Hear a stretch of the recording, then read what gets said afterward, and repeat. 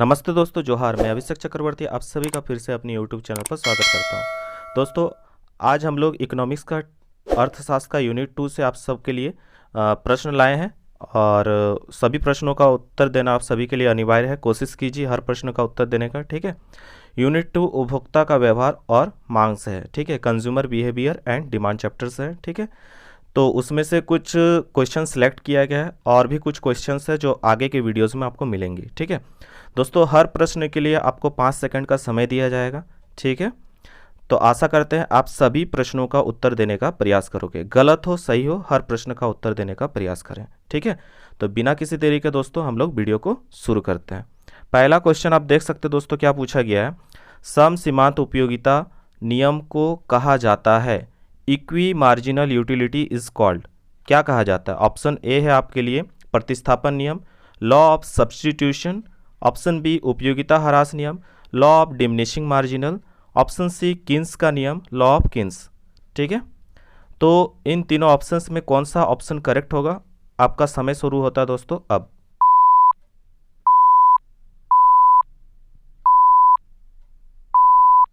तो दोस्तों इसका करेक्ट आंसर क्या हो जाएगा? ऑप्शन ए, ठीक है। इसी का और एक नाम क्या है? प्रतिस्थापन नियम, जिसको हम लोग लॉ ऑफ सब्स्टिट्यूशन कहते हैं, ठीक है। किसी प्रश्न पे डाउट हो आप लास्ट में नीचे कमेंट कर देना। वीडियो को एंड होने के बाद मैं उस पर अलग से सेपरेट वीडियो बना दूंगा, ठीक है। उपयोगिता की माप की इकाई है the unit of measurement of utility is. Option A है दोस्तों किलोग्राम, ऑप्शन बी है आपका लीटर, ऑप्शन सी है आपका मीटर और ऑप्शन डी है आपका यूटिल्स। यह क्वेश्चन दोस्तों आपका मॉडल सेट में भी दिया गया है, इसलिए इम्पॉर्टेंट भी है आने वाले एग्जाम्स के लिए। तो दोस्तों आप सभी का समय शुरू होता है दोस्तों अब।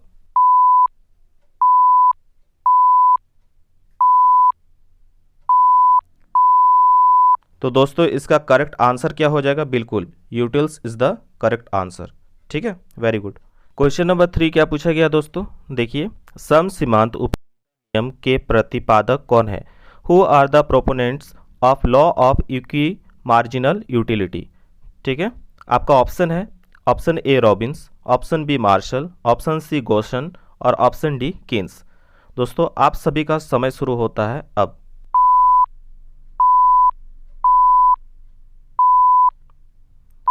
तो इसका करेक्ट आंसर क्या होगा दोस्तों?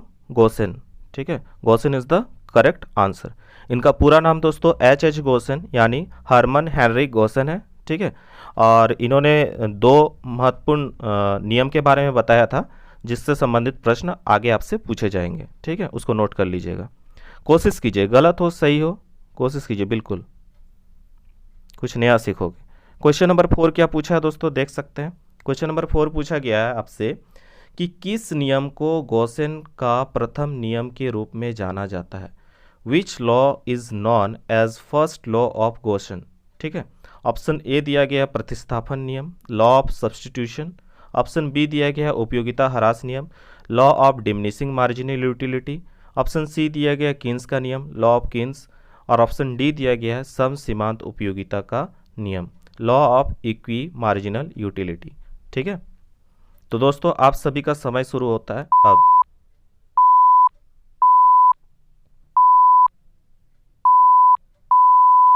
तो दोस्तों इसका करेक्ट आंसर क्या हो जाएगा? इसका करेक्ट आंसर होगा ऑप्शन बी, ठीक है। ये नियम जो है उपयोगिता का ह्रास नियम, ठीक है।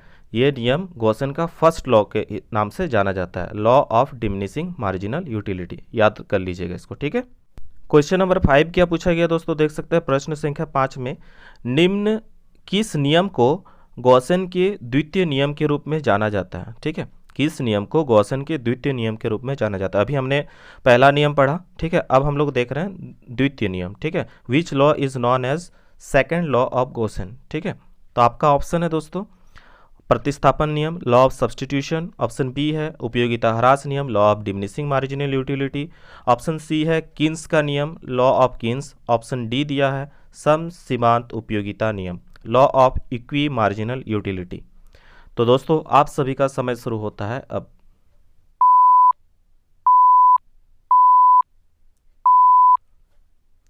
तो दोस्तों इसका करेक्ट आंसर क्या होगा? इसका करेक्ट आंसर हो जाएगा आपका option D.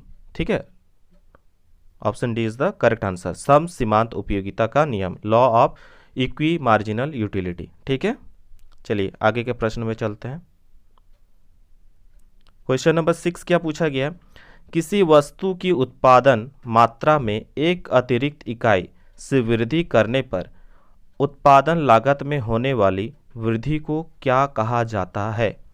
The increment in total cost of production due to an additional increment in the production quantity of a product as said to be. ठीक है, आप सभी का ऑप्शन है ये, पहला कुल लागत यानी टोटल कॉस्ट, ऑप्शन बी दिया है औसत लागत यानी एवरेज कॉस्ट, ऑप्शन सी दिया गया है सीमांत लागत यानी मार्जिनल कॉस्ट, और ऑप्शन डी दिया गया है अवसर लागत यानी अपॉर्चुनिटी कॉस्ट। ठीक है, तो दोस्तों आप सभी का समय शुरू होता है अब।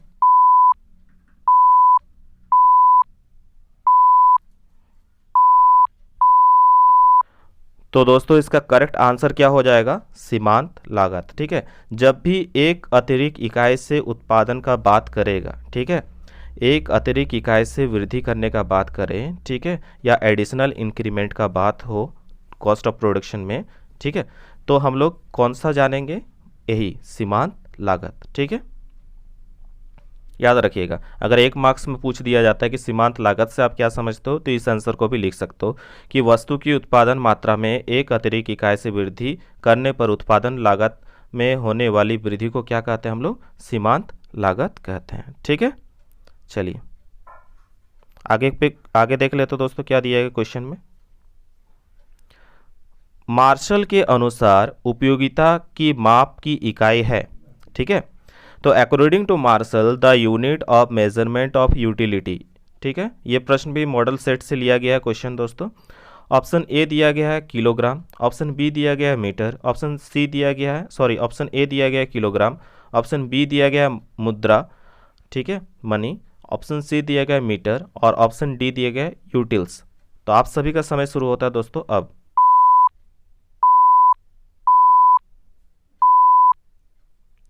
बिल्कुल दोस्तों, इसका करेक्ट आंसर क्या होगा? Utils is the correct answer. ठीक है, क्वेश्चन नंबर 8 क्या पूछा गया दोस्तों? जब सीमांत उपयोगिता कम हो जाती है तो कुल उपयोगिता, ठीक है, when marginal utility diminish total utility. Option A दिया गया आपका कम हो जाता है डिमिनिश, ऑप्शन बी दिया गया बढ़ता है इंक्रीज, ऑप्शन सी दिया गया स्थिर रहता है रिमेंस कांस्टेंट, ऑप्शन डी दिया गया घटती दर से बढ़ता है यानी इंक्रीजेज एट डिमिनिशिंग रेट। तो आप सभी का समय शुरू होता है दोस्तों अब।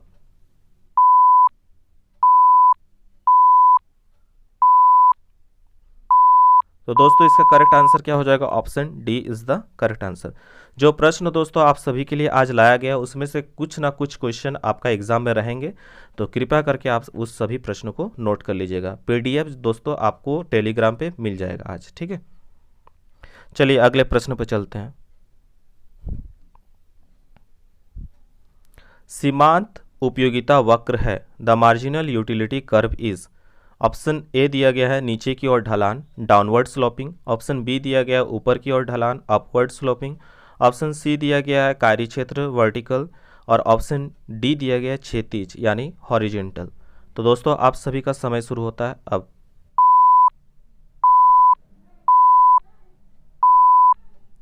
तो दोस्तों इसका करेक्ट आंसर क्या होगा? इसका करेक्ट आंसर हो जाएगा ऑप्शन ए। ठीक है, इसका करेक्ट आंसर क्या होगा दोस्तों? Option A is the correct answer, downward sloping, नीचे की ओर ढलान। अगले प्रश्न पे चलते हैं दोस्तों हम लोग। अगला क्वेश्चन क्या पूछा गया है? जब सीमांत उपयोगिता शून्य के बराबर है तो कुल उपयोगिता क्या होगी? When the marginal utility is equals to 0 what will the total utility be. ठीक है, तो आपका ऑप्शन दिया गया दोस्तों, आपका ऑप्शन क्या क्या है पहला देख लीजिए। ऑप्शन ए दिया गया अधिकतम, ठीक है, यानी मैक्सिमम, ऑप्शन बी दिया गया वापसी के नियम law of return, option C दिया गया है न्यूनतम यानी मिनिमम, और ऑप्शन डी दिया गया है नन ऑफ द अबव। ठीक है, तो आप सभी का समय शुरू होता है दोस्तों अब।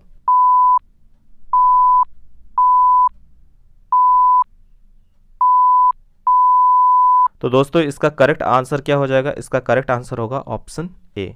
ठीक है, अधिकतम होता है। ठीक है, चलिए अगले क्वेश्चन पर चलते हैं।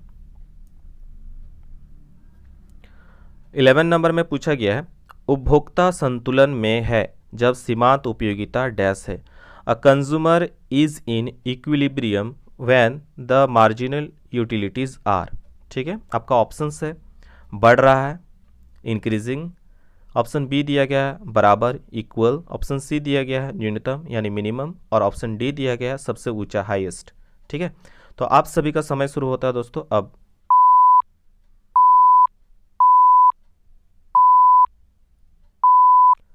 तो दोस्तों इसका करेक्ट आंसर क्या हो जाएगा, बिल्कुल option B is the correct answer. ठीक है, बराबर होता है। ठीक है, जब सीमांत एक उपभोक्ता जब संतुलन में है तो सीमांत उपयोगिता क्या होता है दोस्तों, बराबर होता है, याद रखिएगा। क्वेश्चन नंबर 12 क्या पूछा गया दोस्तों, देख सकते हैं। अर्थशास्त्र में सीमांत शब्द का क्या अर्थ है? What does the term marginal in economics? ठीक है, आपका ऑप्शन दिया गया दोस्तों, ऑप्शन ए अतिरिक्त एडिशनल, ऑप्शन बी दिया गया महत्वहीन अनइम्पॉर्टेंट, ऑप्शन सी दिया गया है न्यूनतम इकाई मिनिमम यूनिट, और ऑप्शन डी दिया गया आपका उपरोक्त में से कोई नहीं। तो दोस्तों आप सभी का समय शुरू होता है अब।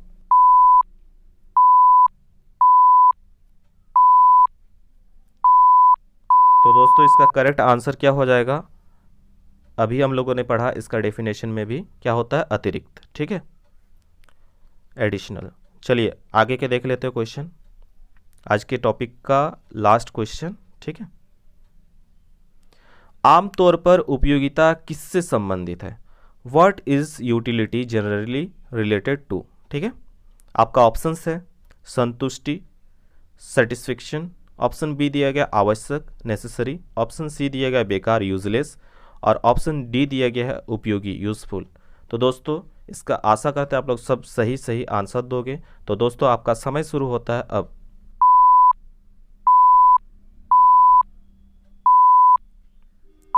तो दोस्तों बिल्कुल इसका करेक्ट आंसर क्या होगा, option A is the correct answer. ठीक है, तो दोस्तों आज के टॉपिक का ये लास्ट क्वेश्चन था। आशा करते हैं आपने सभी प्रश्नों के उत्तर सभी ने देने का प्रयास किया है। जिनका गलत हो गया है उन्होंने कुछ नया सीखा, और जिनका सारा सही हुआ है उन लोगों ने फिर से अपना रिवीजन कर लिया। बहुत अच्छा प्रयास किया आप सभी, इसी तरह से आप लोग निरंतर प्रयास करते रहे। सबसे इम्पॉर्टेंट बात है कि दोस्तों आप इसके बाद 12th के बाद भी अगर आप ग्रेजुएशन करोगे तो कहीं ना कहीं यह विषय आपके साथ रहेगा, और इसी टॉपिक से रिलेटेड आपको हर जगह क्वेश्चंस दिखाई मिलेंगे। ठीक है, और सबसे इम्पोर्टेंट है ये जो इकोनॉमिक्स है आपके डेली लाइफ यूजेस में काम आता है। ठीक है, तो ऐसा नहीं है कि आप 12th में पढ़ लिए तो और आगे कुछ काम नहीं देगा, ऐसा बिल्कुल भी नहीं है। जो आपका यूपीएससी जेपीएससी भी एग्ज़ाम देते हैं, ठीक है, तो उनके लिए भी ये सब्जेक्ट काफ़ी इम्पोर्टेंट है, क्योंकि इस सब्जेक्ट से यानी आज के जितने भी सब्जेक्ट्स हैं वो कहीं ना कहीं आपके आने वाले जितने भी कॉम्पिटिटिव एग्ज़ाम्स है सब में इम्पॉर्टेंट है। ठीक है, ऐसा नहीं है कि एग्ज़ाम कैंसिल होगा क्यों पढ़ें, क्या काम देगा, ऐसा कोई बात नहीं है। आप लोग को पढ़ना इसलिए है कि आप लोग को कुछ सीखना है, कुछ जानना है। ठीक है, तो दोस्तों आशा करते हैं आज का ये वीडियो आपको पसंद आया है। ठीक है, जितने बच्चों का गलत हुआ सही हुआ एकदम आप सभी ईमानदार हो, आप लोग नीचे कमेंट करके ज़रूर बता दीजिएगा। बहुत कम बच्चे कमेंट करते हो, ठीक है, कि कितना करेक्ट हुआ या कितना रॉन्ग हुआ। ठीक है, और इस टॉपिक से रिलेटेड अगर आपको कोई भी क्वेश्चन में डाउट हो तो आप नीचे कमेंट कर देना, मैं उस पर अलग से सेपरेट वीडियो बनाने का प्रयास करूँगा। ठीक है, तो आशा करते हो दोस्तों आज का वीडियो आपको पसंद आया। अगर पसंद आया तो बिल्कुल लाइक शेयर एंड कमेंट करना ना भूले। चैनल पर नए हैं तो चैनल को सब्सक्राइब कर ले ताकि आगे के वीडियोस की नोटिफिकेशन सबसे पहले आपको मिले।